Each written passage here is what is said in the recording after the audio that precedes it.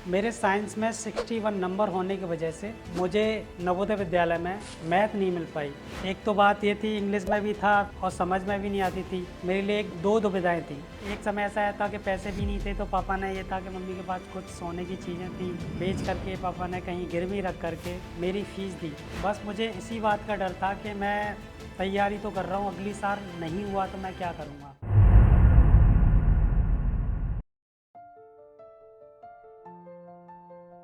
Hello everyone, मेरा नाम दीपक पिप्पल है। अभी फ़िलहाल में मैंने एमडी पीडियाट्रिक्स किया है as a senior resident SN medical college Agra में काम कर रहा हूँ। मैं एक छोटे गांव इटौरा से हूँ, जो कि मैंने अपनी प्रारंभिक शिक्षा 10th तक अपने गांव इटौरा से की। एक दिन ये हुआ कि मैं घर के आसपास टहल रहा था, तो पड़ोस में एक भैया रहते थे। वो हर दिन न्यूज़पेपर पढ़ते थे, तो उसी दौरान न्यूज़पेपर में एक विज्ञापन आया, जिन बच्चों की 10th क्लास में 60% से ज़्यादा नंबर हैं उन बच्चों को नवोदय विद्यालय में लिया जाएगा। ये बात 2009 की है। 2009 में मैं अपनी क्लास में टॉपर भी था। जो भैया थे उनका नाम भानु प्रताप सिंह था। उन्होंने मुझे नवोदय विद्यालय में एडमिशन को लेकर के बहुत मेरे साथ संघर्ष किया, काफ़ी प्रयास भी किया। वो हर दिन मेरे साथ भागा दौड़ी भी करते थे। मेरा नवोदय में उन्होंने एडमिशन तो करवा दिया, पर मुझे एक्चुअल में मैथ चाहिए थी नवोदय विद्यालय में जाकर के, क्योंकि मेरा मैथ में ही मेरी रुचि थी। मेरे साइंस में 61 नंबर होने की वजह से मुझे नवोदय विद्यालय में मैथ नहीं मिल पाई। उस 61 नंबर की वजह से मुझे बायोलॉजी मिली, जो कि मुझे बायोलॉजी में बिल्कुल भी रुचि नहीं थी। एक तो मैं यूपी बोर्ड का छात्र था, 10th तक अपने गांव में किया। जैसे ही मैं 11th में आया था, मुझे ये भी नहीं पता था कि वहाँ पे इंग्लिश मीडियम में पढ़ाई होती है, क्योंकि वो सीबीएसई बोर्ड था। मुझे बायोलॉजी बिल्कुल भी समझ में नहीं आती थी, हर दिन मैं परेशान रहता था। एक तो बात ये थी, इंग्लिश में भी था और समझ में भी नहीं आती थी। मेरे लिए एक दो दुविधाएं थी। तो मेरे साथ ये हुआ कि हर दिन मैं सोचता रहता था मैं आगे क्या करूँगा, ये कैसे कर पाऊँगा। तो मैंने एक दिन अचानक से मूड बना लिया कि मुझे यहाँ पे नहीं रहना है। तो मैंने मम्मी पापा से फ़ोन किया, जो भैया थे जिनका नाम भानु प्रताप सिंह था, उनको भी कॉल किया। मम्मी पापा भैया मैंने नवोदय विद्यालय में बुला लिए।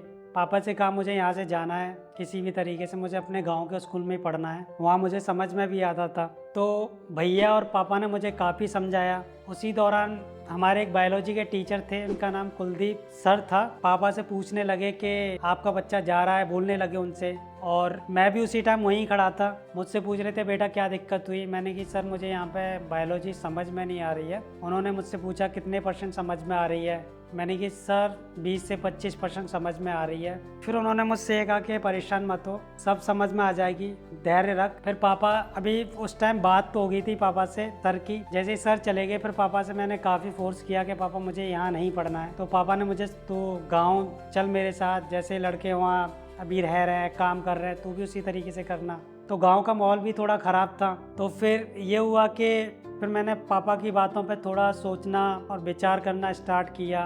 मैं जिस जगह से आया हूँ वहाँ बच्चे पढ़ते भी नहीं हैं। तो फिर मैंने थोड़ा विचार करके मैंने फिर वहाँ पे फाइनली ये किया कि मुझे अब रुकना चाहिए, थोड़ा पढ़ना चाहिए। फिर कुछ नवोदय विद्यालय, कुछ जो बच्चे थे मेरे साथ के बैचमेट थे, उन्होंने मुझे काफ़ी सपोर्ट किया, काफ़ी पढ़ाया मुझे। कुछ बायोलॉजी में भी मेरे साथ ही थे, जैसे एक राहुल भी था, सुमित भी था, जितेंद्र भी थे, कई लोग था, एक सत्येंद्र भी था। वो लोग भी मुझे काफ़ी सपोर्ट करते थे। वो इंग्लिश में ठीक थे, मेरी तो बायोलॉजी वैसे भी ख़राब थी, यूपी बोर्ड से भी था, तो समझ में नहीं आता, तो पढ़ाते भी थे। साथ में नवोदय विद्यालय में एक चीज़ भी अच्छी थी कि 2-3 बजे के आसपास में एक रेमेडियल होता था। उस टाइम लोग सेल्फ स्टडी भी करते थे, पढ़ते थे। तो उसी दौरान मेरे दोस्त भी मुझे पढ़ाया करते थे। फिर ये हुआ कि 11th तो पास मैंने कर लिया किसी भी तरीके से। फिर ये था कि नवोदय विद्यालय में ये होता है कि कम से कम 2 महीने की छुट्टियां पड़ती हैं। फिर मुझे 12th भी करना था वहीं से, जो मेरे फिजिक्स, केमिस्ट्री, बायोलॉजी थी। तो मुझे लगा कि मुझे अब थोड़े स्ट्रॉन्ग करना चाहिए। उसी दौरान सारे के सारे बच्चे, एक शहीद नगर में कोचिंग है बहुत सारी थी फिजिक्स, केमिस्ट्री, बायोलॉजी के लिए, तो उन बच्चों ने लगा ली कोचिंग। अब मेरे साथ ये समस्या आ रही थी थोड़े पैसों को लेकर के, क्योंकि वो ठीक थे मुझसे पैसों को लेकर के। अब ये था कि मैंने पापा से कहा कि पापा मुझे कोचिंग करनी है, मेरे साथ के बच्चे भी कोचिंग ही कर रहे हैं। तो पापा कह रहे थे ठीक है, कहाँ कर रहे हैं। तो मैंने पापा से बोला था कि शहीद नगर में कर रहे हैं पापा। तो मैंने पापा से खर्चा भी होता है वहाँ पे, कितना खर्चा होता है बताया। वो कह रहे इतना तो काफ़ी लगता है। तो शहीद नगर में एक्चुअल में ये था कि मेरे जो मम्मी थी मेरी, वहाँ पे उनकी बुआ जी की एक लड़की रहती थी। जो कि मेरी मौसी लगती थी।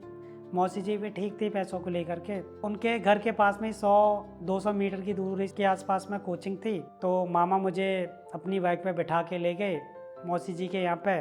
मौसी जी से बोले कि ये लड़का तैयारी करना चाहता है। उन्होंने बोला कोई दिक्कत नहीं है। उन्होंने अपने घर में ऊपर जाके एक मुझे कमरा दे दिया, मैं वहीं पढ़ता था। उनका एक लड़का भी था, वो भी मुझे बहुत सपोर्ट करता था, नेचर भी अच्छा था। फिर ये हुआ था कि 2 महीने मैंने कोचिंग कर ली। फिर उसके बाद मैं नवोदय विद्यालय में दोबारा से गए, 12th की स्टार्टिंग की। अब पहले से ये था कि चीज़ें सुधरने लगी थी, काफ़ी बदलाव भी आया था फिज़िक्स में, केमिस्ट्री में, बायोलॉजी में। फिर इतनी दिक्कतें नहीं होने लगी। फिर ये था कि जब स्टार्टिंग में नंबर कम आते थे बायोलॉजी में, फिज़िक्स में, केमिस्ट्री में, वो नंबर अच्छे आने लगे। फिर टीचर भी थोड़ा प्रभावित हुए मुझे लेकर के कि दीपक में काफ़ी इम्प्रूवमेंट हुआ है। जब फाइनली रिजल्ट आया नवोदय विद्यालय का 12th क्लास का, नंबर भी अच्छे थे। जो टीचर थे मेरे फिज़िक्स, केमिस्ट्री, बायोलॉजी और हिंदी के, उन्होंने मेरी पीठ थपथपाई, बोले कि यार ये वही दीपक है, क्या था, क्या करके जा रहा है। अब हमने 12th तो पास कर ली किसी भी तरीके से नवोदय विद्यालय से। मैं और मेरा दोस्त राहुल अब यही सोच रहे थे, हमने 12th जवाहर नवोदय विद्यालय से पास कर लिए, बायोलॉजी ली थी, तो अब सोच रहे थे कि हमें क्या करना आगे जाके, बायोलॉजी से क्या कर सकते हैं। कई लोगों से सुना बायोलॉजी सिर्फ डॉक्टर बनते हैं। डॉक्टर के लिए सोचा कि हम तैयारी करते हैं, कौन सी कोचिंग सही रहेगी। तो आगरा में एक कोचिंग थी, तो हम दोनों वहाँ पहुँच गए कोचिंग के लिए। अब पहुँच तो गए दोनों, उस टाइम 12th ही पास किया था, इतनी समझदारी भी नहीं थी। वहाँ के जो डायरेक्टर थे कोचिंग के, उनसे मिले, पूछा सर हम लोगों को डॉक्टर बनना है, किस तरीके से तैयारी करनी है, क्या कोचिंग की फ़ीस है। तो उस टाइम तो काफ़ी फ़ीस थी। तो मैंने पापा को बताया और मेरे दोस्त ने भी अपने पापा को बताया। उसके पापा उस टाइम आ गए थे कोचिंग में, तो उन्होंने पूछा कि कितनी फ़ीस लग रही है बेटा। मैंने पापा को बताया कि पापा इतनी फ़ीस लग रही है। तो पापा कह रहे कहाँ से देंगे इतना। मैंने कि पापा नवोदय विद्यालय से तो निकल गए, अब डॉक्टर बनना है, यदि बायोलॉजी ली है तो। पापा ने कहा ठीक है, कोई बात नहीं है, तू तैयारी कर। तो पापा ने जो भी कोचिंग की फ़ीस थी इंस्टॉलमेंट में जमा कर करके इस तरीके से फ़ीस दी। एक समय ऐसा आया था कि पैसे भी नहीं थे, तो पापा ने, ये था कि मम्मी के पास कुछ सोने की चीज़ें थी, बेच करके पापा ने कहीं गिरवी रख करके मेरी फ़ीस दी। अब मुझे ये डर था कि जब मैं तैयारी कर रहा था उस कोचिंग में, बस मुझे इसी बात का डर था कि मैं तैयारी तो कर रहा हूँ, अगली साल नहीं हुआ तो मैं क्या करूँगा। हर दिन मैं इसी चीज़ को सोचता था कि अगली बार पैसे कहाँ से आएंगे। इस बार तो पापा ने दे दिए हैं किसी भी तरीके से। अब मैं कोचिंग करता रहा, पढ़ता भी था, काफ़ी मेहनत भी करता था।